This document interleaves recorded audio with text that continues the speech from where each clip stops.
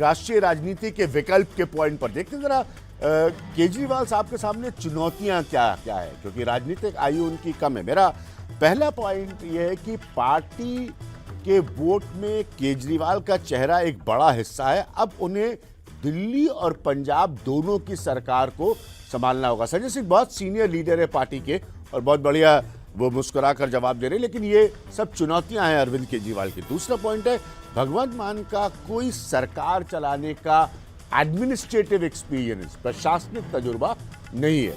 तीसरा पॉइंट ये है ड्रग्स से लेकर माफियाओं की पकड़ तक जिन मुद्दों को उनकी पार्टी ने उठाया, और ये बात सच है, अरविंद केजरीवाल की संजय सिंह की पार्टी ने इसको उठाया है, अब उसका समाधान देना पड़ेगा। प्रॉमिस हो गई, वादा हो गया, अब आप डिलीवरी बताइए। चौथा पॉइंट ये है कि राष्ट्रीय राजनीति में क्या केजरीवाल एक विकल्प का चेहरा बन सकते हैं? ये पंजाब में कैसी सरकार चलती है इस पर भी निर्भर करेगा। संजय सिंह, मैं सीधे इस पॉइंट को लेकर आपके पास आ रहा हूं। दिल्ली में बहुत कुछ हुआ, आपने केंद्र सरकार पर आरोप लगाए, उसके किसी इतिहास में मैं इस वक्त नहीं जाऊंगा।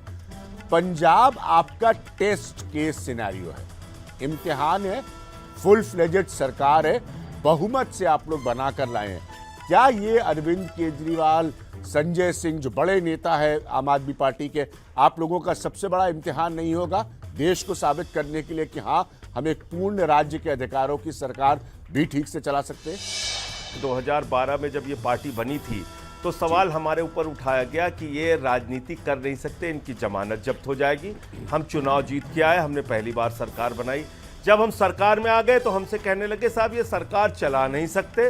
अब 7 साल हमने सरकार चला ली तो दिल्ली मॉडल इतना फेमस हुआ कि अमेरिका के राष्ट्रपति ट्रंप की पत्नी हिंदुस्तान आती है तो वो कहती है हमें केजरीवाल का स्कूल देखना है। तो हमारा एक गवर्नेंस का मॉडल स्थापित हो गया जिसकी चर्चा आज पूरी दुनिया में है। वो है अरविंद केजरीवाल का मॉडल, दिल्ली का मॉडल। अब आ गई बात पंजाब की, जहां पे हमारे पास लॉ एंड ऑर्डर है, जमीन है, पूरी सरकार है। आप देखिए अस्पताल में डॉक्टर बैठने लगे, थाने में थानेदार बैठने लगा, सारे अधिकारी तहसीलों में और डीएम अपने कार्यालय में बैठने लगा, एक स्मूथ काम शुरू हो गया। अब जब वहां पर हमने ये कहा कि साहब गवर्नेंस को लेकर पहली हमारी प्राथमिकता होगी भ्रष्टाचार मुक्त पंजाब, उसके लिए एक हेल्पलाइन जारी करने की बात भगवंत मान जी ने कही कि साहब 23 मार्च को शहीद आजम भगत सिंह की शहादत दिवस पर हम एक हेल्पलाइन जारी करेंगे एंटी करप्शन को लेकर। यह प्रयोग हमने दिल्ली में भी किया था, लेकिन हमसे एसीबी छीन ली गई। वहां पे anti corruption department full fledged सरकार के पास है और मुझे लगता है कि भ्रष्टाचार पे अंकुश लगाना है, यानी रोजमर्रा की जिंदगी में इंसान को जो भ्रष्टाचार का सामना करना पड़ता है, चाहे वो थाने में, चाहे तहसील में, चाहे अस्पताल में, चाहे नौकरियां पाने के लिए, उससे अगर मुक्ति देने में पंजाब की सरकार कामयाब रही तो मैं समझता हूं एक बहुत बड़ी उपलब्धि होगी। दूसरा है एजुकेशन और हेल्थ का, जिसपे हमने दिल्ली में बेहतरीन काम करके दिखाया है।